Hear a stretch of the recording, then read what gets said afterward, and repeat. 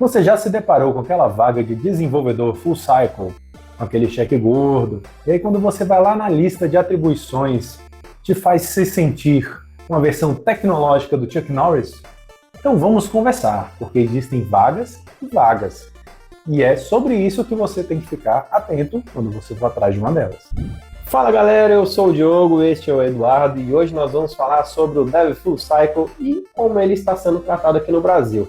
Então já se prepara que esse vídeo vai dar o que falar. Se você não é inscrito, se inscreva, ativa o sininho, senta o dedo no like, bora pro vídeo.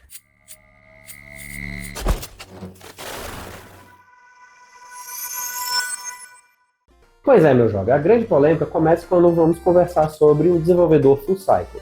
Para você entender, tudo começou lá em 2018, quando a Netflix começou a mudar a organização do seu time para que pudesse atender todos os processos de desenvolvimento dos seus produtos.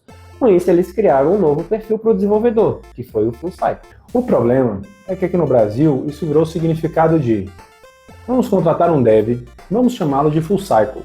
E aí ele vai levantar requisito, desenvolver arquitetura, desenvolver o sistema, levantar servidor, configurar deploy, vai fazer os BIs, vai fazer teste e automação de qualidade, vai consertar a impressora, vai consertar a máquina de café, mas não, isso não é Full Cycle. Galera, primeiro a gente precisa entender direitinho o que significa isso para a gente não cair mais em armadilhas. Antes de mais nada, dá uma olhadinha na descrição que a gente está deixando aí o link do blog da Netflix, que é o Netflix Tech Blog. Eles explicam de maneira mais detalhada como eles implementaram o Full Cycle e o que eles fizeram para fazer isso de forma eficiente. Agora, a primeira pergunta, é toda empresa que consegue implementar no Full Cycle? A resposta é não, pessoal. O Full Cycle, para ele existir, ele precisa de uma certa quantidade de colaboradores de capacity, para que você tenha ali as funções mínimas necessárias implementadas e rodando para que você tenha o Full Cycle acontecendo. O Full Cycle é uma metodologia organizacional que depende de um conjunto de especialistas que, ao invés de ficar operando sistemas, eles vão criar ferramentas para permitir que desenvolvedores possam operar suas soluções. Ou seja, quem faz o deploy é o dev, mas não somente ele. Quem configura todo esse ambiente de deploy é o especialista em operação de cloud.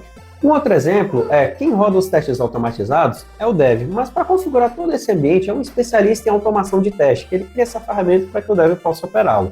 Ou seja, o Full Cycle ele não deixa de ter as áreas especialistas de cada um. A diferença é que os profissionais agora eles possuem um alto nível de senioridade e entregam soluções também de alto nível. Ou seja, no final das contas, o Dev Full Cycle ele é um dev sênior com a visão mais ampla do que acontece, né, que tem as ferramentas, que normalmente não tem, para entregar a solução de ponta a ponta, mas a solução de desenvolvimento, ele continua sendo desenvolvedor.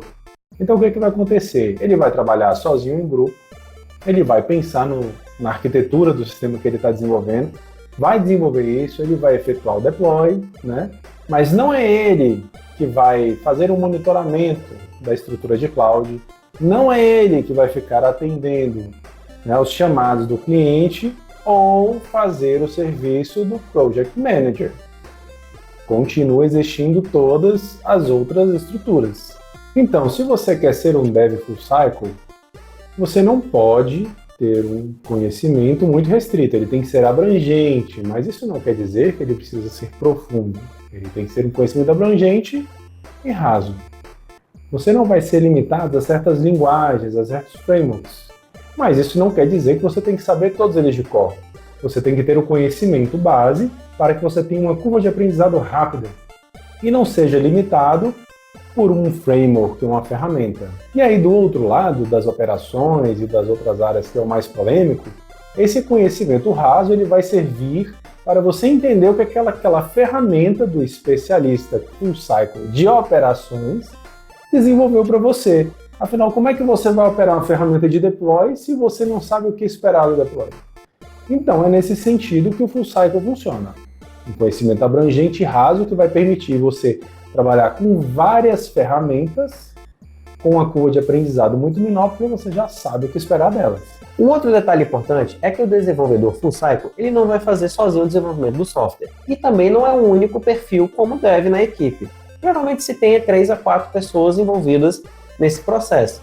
Mas o Dev Full Cycle ele é um pouco mais caro e, consequentemente, ele vai fazer um repasse maior do conhecimento para todo o time, atuando ali como líder técnico.